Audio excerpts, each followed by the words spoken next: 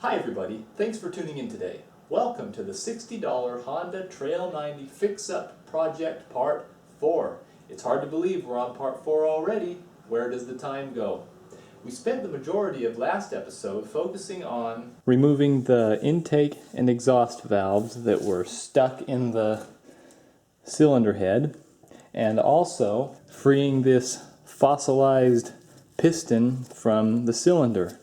To accomplish these tasks, I regrettably had to resort to hammer and stick. However, they got the job done, and because these parts were so frozen, I now affectionately refer to this machine as Elsa. And while the last episode was very high impact, high tension, today's show is going to be much lower key. I'm just going to focus on cleaning the piston, the valves, the cylinder head, the cylinder, and the camshaft, and hopefully return them to a usable state. The tools I'm going to use for this are a tub filled with some kind of solvent, probably just gasoline, my favorite toothbrush, a razor blade, a little picky tool, and a wire brush. So I'll start by just pouring some gas into the tub. I can't stand these new gasoline spouts. It's the biggest joke I've ever heard of.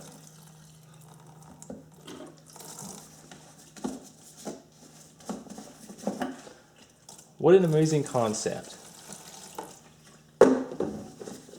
And the first victim of my gas bath is going to be this piston. The rings are frozen into the grooves.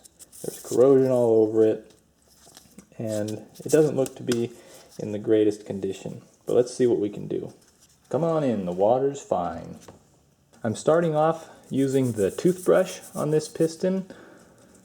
I want to refrain from using the wire brush very much if I can, because the piston is aluminum while the wire brush is made out of steel, and the steel can scratch this aluminum, so I need to be extra careful.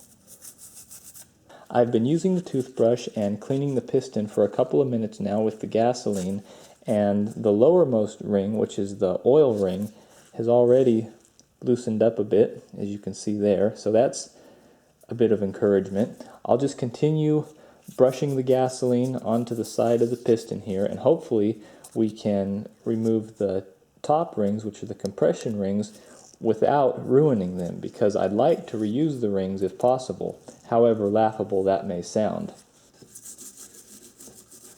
After quite a bit of scrubbing and careful work with my dental pick, I've been able to loosen up the oil ring, and I've started to dislodge this lower compression ring.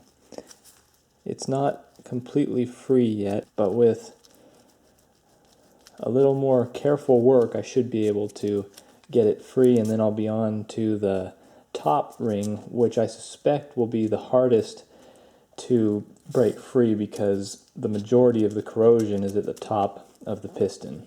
I was able to successfully remove the lower compression ring and oil ring from the piston. However, the top compression ring is still stuck tight in its groove, so it's going to require an extended bath in gasoline and penetrating oil, so I will set that to soaking right now. In the meantime, I'm going to start working on the cylinder head and valves. We'll start off with the intake valve, and I'll just use some gasoline. I shouldn't get this confused with my kids' lemonade. I'll have to make a note of that. And the toothbrush, and just start brushing away, getting all this gunk off. And here are the valves after a little bit of cleaning. This exhaust valve in particular looks just marvelous. The entire seating surface is almost perfect. There are no rust spots or blemishes. It's definitely in good usable condition. The intake valve, I believe, is passable as well. There are a few pits and a few spots around the edges, and you can see some wear right here. When this valve was new, it was cut at just about a 45-degree angle, whereas now you can see there's a little bit of a notch here from it banging up against its seat for years and years and years. I am going to reinstall it, however. When I was cleaning this valve, I really got a sense of its spirit, and it spoke to me. It told me it was happy with its home in the cylinder head. It was happy with its lot in life and the service that it provided. And who am I to deny the wishes of an intake valve? And with the valves clean, now it's time to conquer the cylinder head. I'll just use the standard procedure of toothbrush and dental pick with gasoline and clean up this combustion chamber. Right now I'm trying to clean up the valve seats. The condition of these valve seats will really determine if this head is usable or not. And here's how the cylinder head looks after a little bit more work. I tidied up the combustion chamber, and I was also able to clean up these valve guides enough that the valves can now move in and out like they're supposed to. This was a little bit of a job because there was a substantial amount of corrosion in these valve guides, and it's not an easy place to access. So I used this brass rod to scrape the interior of the valve guide, and then just by working the valve back and forth with the help of the spray lubricant, eventually I was able to break on through to the other side. That's a doors reference for you. So now the only thing I have left to do on this side of the head is clean up particularly this intake valve seat. As you can see here, it doesn't look the greatest along this upper edge. There's some pitting and some corrosion. I'm not going to spring for a valve job on my $60 machine, but what I am going to do is use some of this valve grinding compound to lap the intake valve back into its seat. The engine would probably run like this, but I feel if I can just spruce up this rough area a little bit, the valve will seal better and I'll end up with a healthier engine.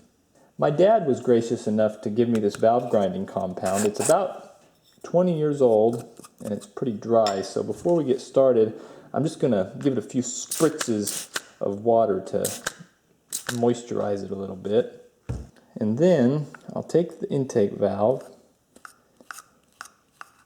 and just kind of scrape the compound up onto the outer surface of that valve, and then I'll put the valve into the guide. Now that the valve is in the head, we need to spin the valve so that this abrasive material can polish the valve seat and the valve. You'll notice this valve has a nice little slot cut in it from the factory. I used my superb blacksmithing and fabrication skills to smash a bolt to the right width and thickness to fit into that slot. And I'm going to put that specialty tool into my cordless drill and then slowly spin this valve. So here we go. Let's see if this works.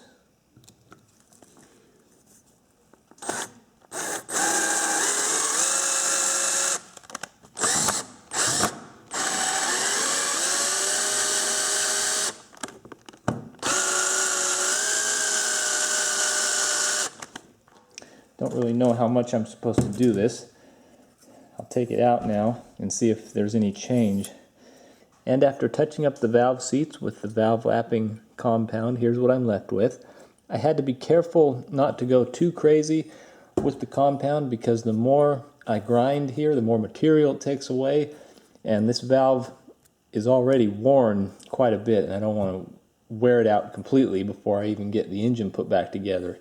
So it's much better. You can still see a little bit of pitting right here, but I think it will work. So I'm done with this side of the head. Now it's on to cleaning up the camshaft and putting everything back together.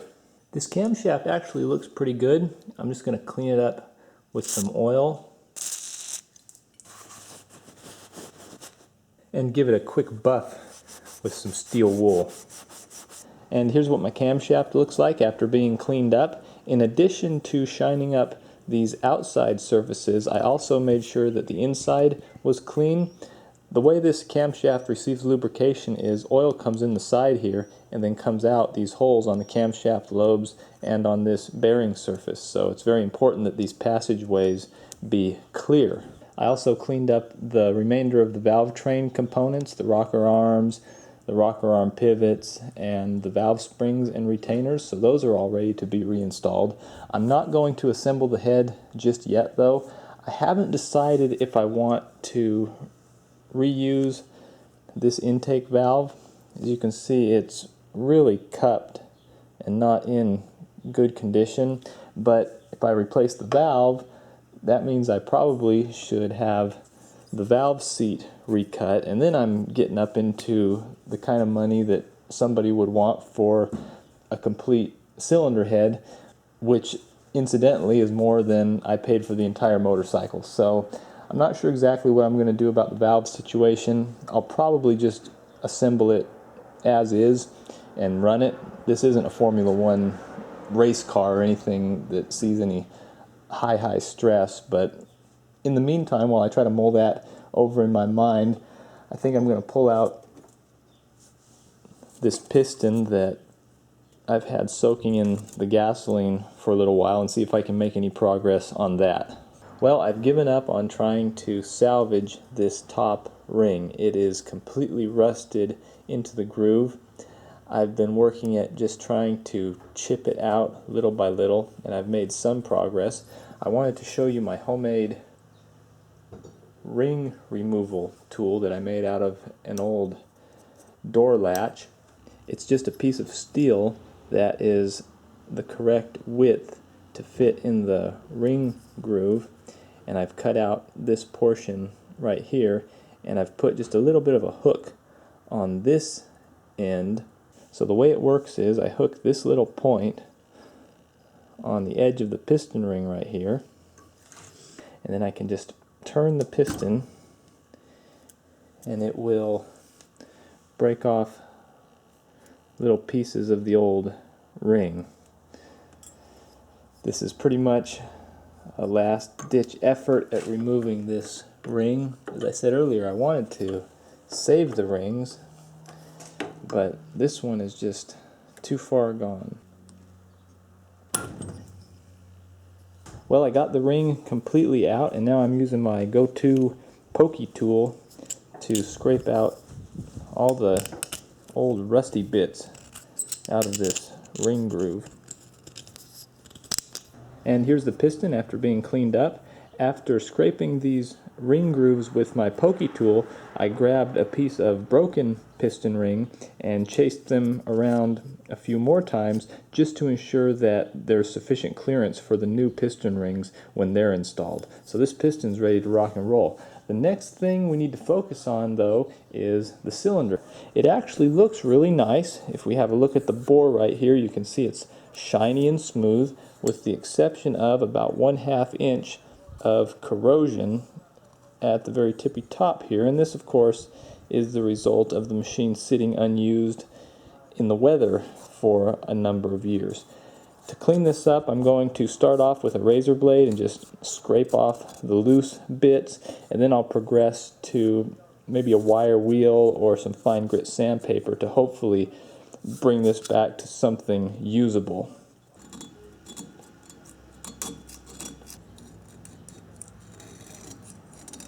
I scraped off a lot of the rust with that razor blade, and now I'm going to hit it with some fine grade wet dry sandpaper. So I'll give this a spray with water and take a piece of 1000 grit wet sandpaper and touch it up like this. A cylinder hone is the correct tool for this job, but I don't have one that will work. I have this, but it's just a little bit too big, so the sandpaper will have to suffice.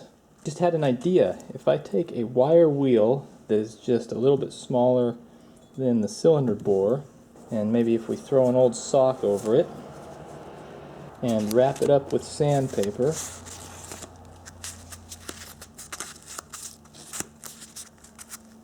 if I didn't know any better, I'd say that was a cylinder hone.